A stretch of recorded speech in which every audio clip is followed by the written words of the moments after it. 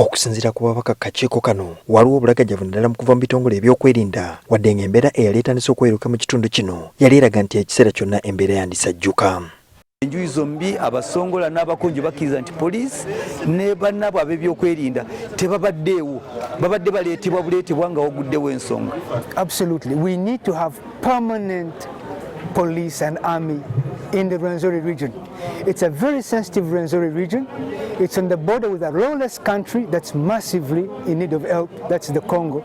Ekyokuba nti buli luuyi era lwali lutandise okwekengera lunnaalwo naye egambibwa okuba emu ku nsonga ezaaviirako obusambattuko mu kitundu kino.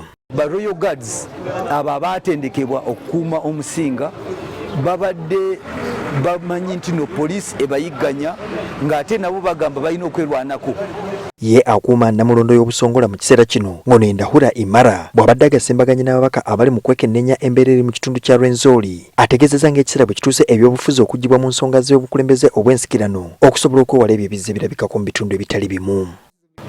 The president cannot come and dress the king of 11,000 people because it's a risk to votes and he has political rights.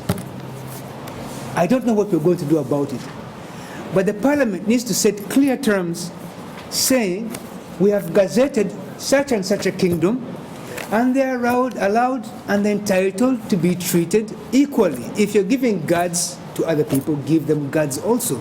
Ndhahura era agamba nti enkola ya gavumenti ng'eno y'okususuta abamu ku bakulembeze b'ennono eviiriddeko abamu okumera ebiwawaatiro. None of the other people who live in Kasese, Bachiga, Banyarwanda, many of whom are indigenous, actually they've been here for over 100 years. The same as Bakonjo. We don't have any representation in any parliament, either in the Congo or here. We don't have representation on the district council. Nothing. Sabbiiti ewedde palamenti yalagira akakiiko akakola ku nsonga z'omunda okunoonyereza ku byagwawo mu kitundu kya Rwenzori ku nkomerero y'omwezi oguwedde era olunaku lw'eggulo katandise ogwako ng'ababaka bakakasa nti ku luno nsaleesale wa kutuukirizibwa.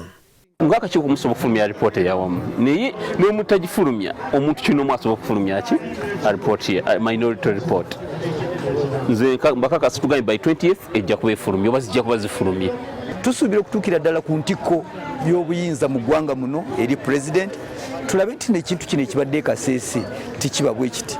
Kisuubirwa nti ababaka bano baakutuukako ne mu disitulikiti endala ezikola ekitundu kya Rwenzori omuli Bundibujjo ko n'Entoloko. Julius Senkandwa, NTV.